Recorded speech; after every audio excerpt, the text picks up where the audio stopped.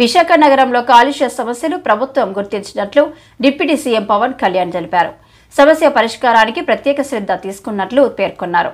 AU ద్వారా AP pollution control board కాలుష్యం నివారణకు అధ్యయనాన్ని ప్రారంభించిందని అన్నారు.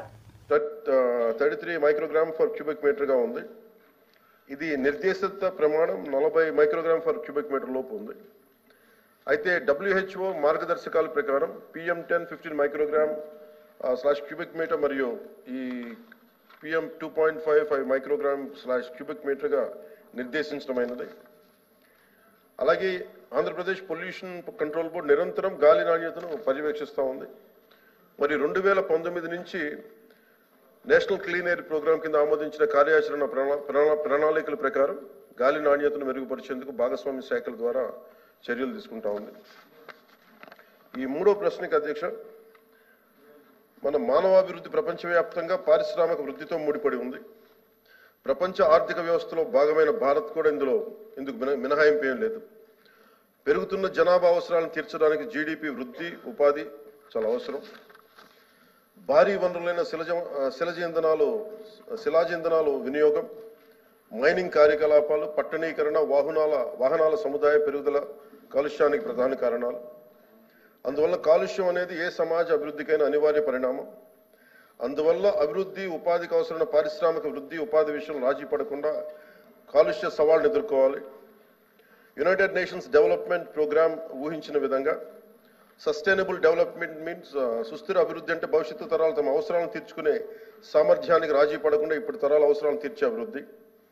అందుకు కర్బన ఉదారాలకు సంబంధించి కాలుష్య సమస్యలకు తగిన పరిష్కారాలను కనుగొనేందుకు అజర్బైజాన్ బాకు నగరంలో 29th కాన్ఫరెన్స్ ఆఫ్ పార్టీస్ జరిగింది. దీనికి ప్యారిస్ ఒప్పందంపై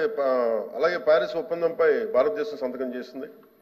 అందువల్ల 2070 నాటికి కర్బన ఉద్గారాలను తగ్గించడం, రెడ్యూస్, రీయూజ్, రీసైకిల్, రీకవర్ తగ్గించడం, పునర్వినియోగం, రీసైకిల్ మరియు రికవరీ సూత్రాలను అవలంబించడం ద్వారా వనరుల వినియోగాన్ని గరిష్టంగా పెంచడానికి సర్క్యులర్ ఎకానమీని గౌరవ ప్రధానమంత్రి నరేంద్ర మోదీ గారు సమర్థిస్తున్నారు.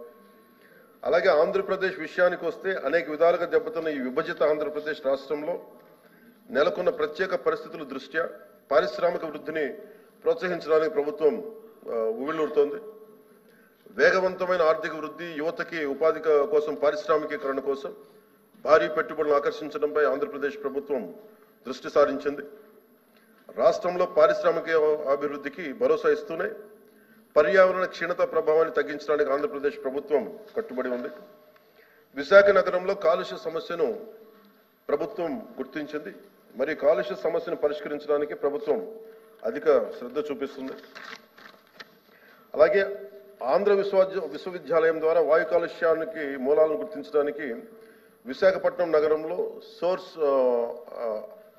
అపార్ట్మెంట్ మరియు క్యారింగ్ కెపాసిటీ దిశగా ఆంధ్రప్రదేశ్ పొల్యూషన్ కంట్రోల్ బోర్డు ఒక అధ్యయనాన్ని ప్రారంభించింది. 2025 జనవరి నాటికి అధ్యయన నివేదిక వచ్చే అవకాశం ఉంది.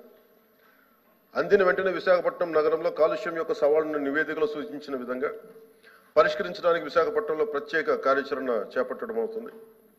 కొత్త హరిత సాంకేతిక పరిజ్ఞానాన్ని అందిపుచ్చుకోవడం కోసం మనం అవలంబించాలనుకుంటున్న ప్రధాన చర్య ఏపీ ప్రభుత్వం తాజా నిర్ణయంలో గ్రీన్ ఎనర్జీని ప్రోత్సహించడంపై దృష్టి సారించిన విషయం తెలిసిందే.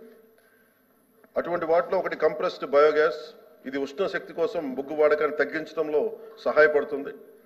ఇలాంటి నూతన సాంకేతిక పరిజ్ఞానం కాలుష్యం ద్వారా చాలా తగ్గించడంలో సహాయపడుతుంది. తద్వారా నూతన సాంకేతిక పరిజ్ఞానాన్ని అందిపుచ్చుకోవడం వల్ల పర్యావరణంపై ప్రభుత్వం ప్రభావం పడుతుంది. ఉదాహరణకి గతంలో పలాసలోని జీడిపప్పు ప్రాసెసింగ్ యూనిట్లో జీడిపప్పు తొక్కని కాల్చడం ద్వారా భారీ ఉద్గారాలను ఉత్పత్తి చేసేవి. అయితే అవి ఆవిరి సాంకేతిక పరిజ్ఞానాన్ని అవలంబించడం ద్వారా ఈ తొక్కని కాల్చడానికి బదులు ఇప్పుడు కాలుష్యం పూర్తిగా తగ్గింది. అలాగే తొక్క నుంచి ఆ నూనెని వెలికి తీయడం ద్వారా పరిశ్రమకి ఆదాయం పెరుగుతోంది. అదేవిధంగా ఫ్లై యాష్ పారవేయడం ద్వారా పెద్ద సవాల్ మరియు థర్మల్ ప్లాంట్ చుట్టూ కాలుష్యానికి ప్రధాన కారణమైంది. సిమెంట్ తయారీపై యాష్ ఫ్లైను ఉపయోగించే సాంకేతిక పరిజ్ఞానాన్ని అభివృద్ధి చేసిన తర్వాత ఫ్లై యాష్కు సిమెంట్ పరిశ్రమ నుండి చాలా డిమాండ్ ఉంది. థర్మల్ ప్లాంట్లపై కూడా ఫ్లై యాష్ సిమెంట్ ప్లాంట్స్కి విక్రయించి దాన్ని సర్క్యులర్ ఎకానమీలో భాగస్వామ్యం చేస్తారు.